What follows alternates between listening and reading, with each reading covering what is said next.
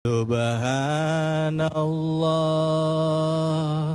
walhamdulillah wa la ilaha illallah wallahu akbar.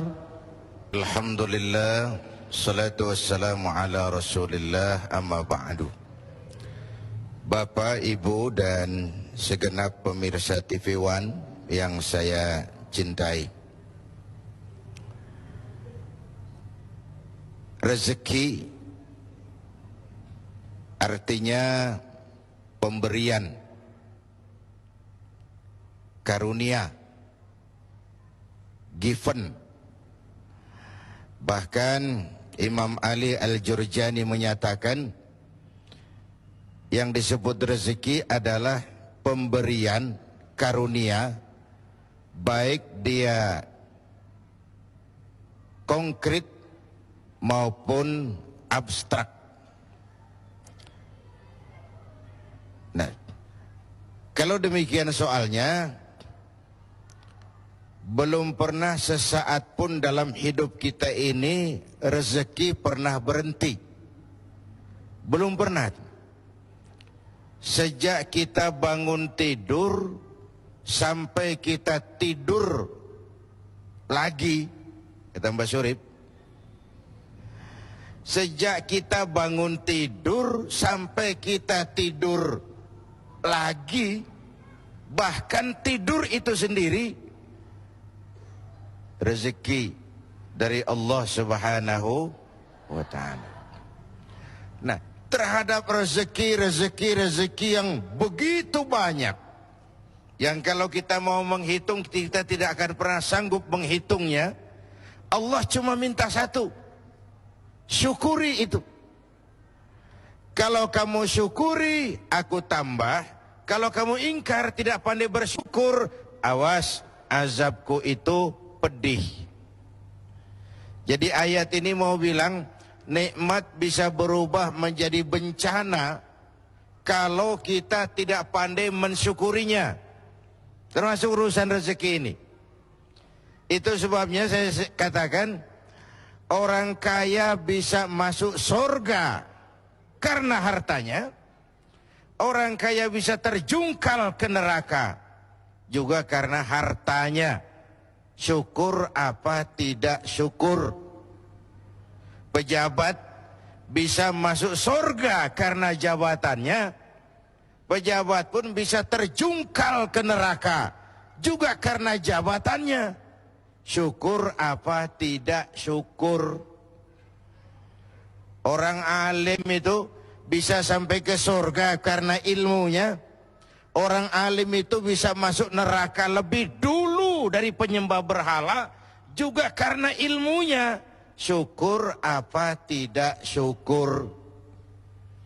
Bapak Ibu hadirin, lalu bagaimana mensyukuri suatu rezeki itu? Mensyukuri nikmat itu caranya dua. Pertama, syukur qauli, syukur dalam bentuk ucapan. Terima kasih ya Allah, terima kasih Tuhan.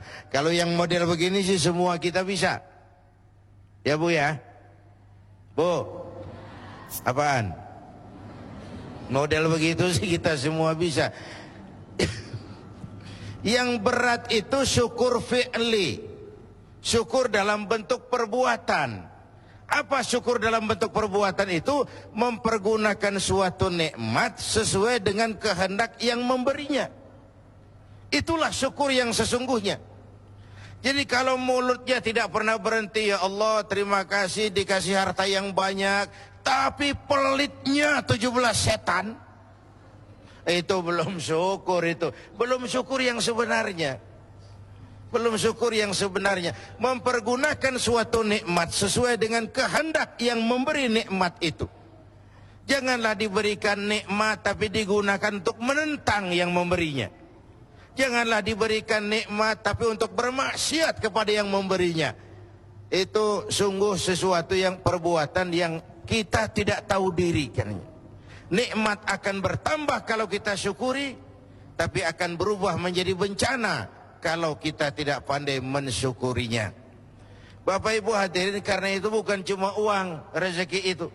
Bahkan sebagian ulama mengatakan rezeki itu garis besarnya dua macam, anfus dan amwal.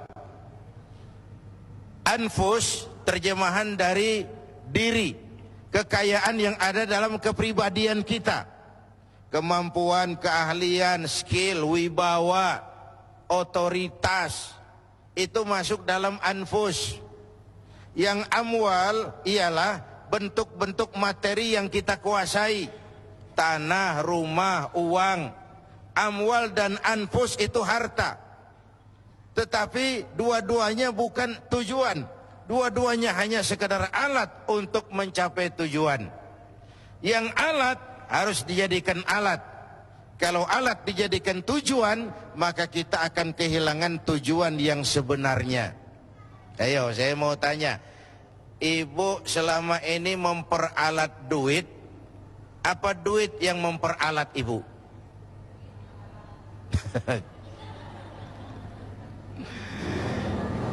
Selama ini kita memperalat harta atau harta yang memperalat kita? Harta memperalat kita. Yang lebih makro, selama ini kita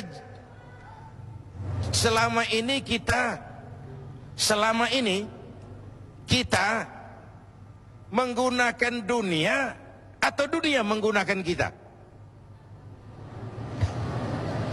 Idealnya kita menggunakan dunia, kita mengendarai dunia dan bukan dunia yang mengendarai kita. Baik, terima kasih Pak Kiai. Alhamdulillah, kita akan lanjutkan lagi. Tadi ada Bapak Ibu dan pemirsa TV One yang saya cintai, tadi saya katakan bahwa rezeki apapun bentuknya itu sekadar alat, bukan tujuan. Lalu apa tujuan kita? Tujuan kita itu dua. Pertama namanya tujuan jangka pendek,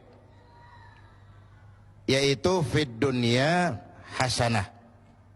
Itu tujuan jangka pendek, fid dunya hasanah. Yang kedua tujuan jangka panjang, wa fil akhirati hasanah. Kebahagiaan di dunia sebagai tujuan jangka pendek dan kebahagiaan akhirat sebagai tujuan jangka panjang. Untuk mencapai tujuan inilah kita menggunakan alat. Alat itu namanya rezeki. Jelas Pak? Jelas? Jadi rezeki ini untuk tujuan jangka pendek harus mengantarkan kita mencapai fid dunya hasanah. Untuk tujuan jangka panjang dia harus mengantar kita wa fil akhirati hasanah. Kebahagiaan di dunia dan kebahagiaan di akhirat. Alatnya rezeki ini, pangkat dan jabatan, kemampuan dan kewenangan, harta dan semua kekuatan materi yang kita miliki untuk tujuan jangka pendek harus membangun fid dunya hasanah. Tujuan jangka panjang menciptakan wa fil akhirati hasanah. Jelas Bu? Jelas? Apa yang jelas? Ya yang barusan itu. Yang barusan itu. Kita tidak sekedar punya tujuan jangka pendek dari hidup ini, kita punya tujuan jangka panjang. Karena ada tujuan jangka panjang, cara mencapai tujuan jangka pendeknya diwarnai oleh keyakinan tujuan jangka panjang. Maksudnya begini, iya saya kepengen punya rumah bagus, tapi kalau korupsi akhiratnya gimana?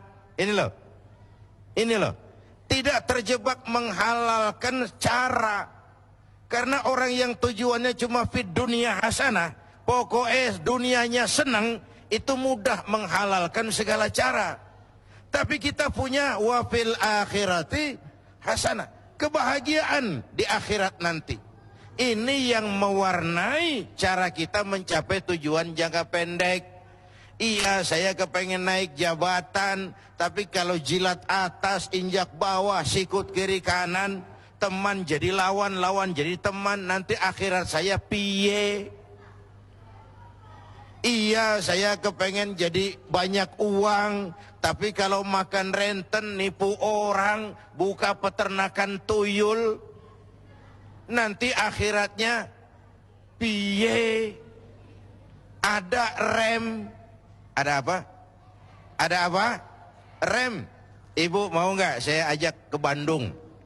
Mau? Mau pasti. Naik mobil? Mau? Gratis nggak bayar? Mau? Nggak pakai rem? Mau? Bablas, bunuh diri namanya. Jadi manusia tanpa keyakinan akhirat, mobil nggak ada remnya itu. Tujuan menghalalkan cara, dia mudah jatuh ke hal-hal seperti itu. Jadi rezeki yang diberikan Allah kepada kita untuk tujuan jangka pendek harus digunakan sebagai alat mencapai fid dunia hasanah. Untuk tujuan jangka panjang harus digunakan untuk mencapai wafil akhirati hasanah. Ya. Jelas sih. Ya, baik. Ya, Terima kasih banyak Pak Kiai. Ya, mudah-mudahan tadi penjelasan singkat dari Pak Kiai sudah bisa meresap di hati kita semua, dan juga mungkin buat bapak-bapak atau ibu-ibu yang ada di sini yang mau bertanya, kami berikan kesempatan.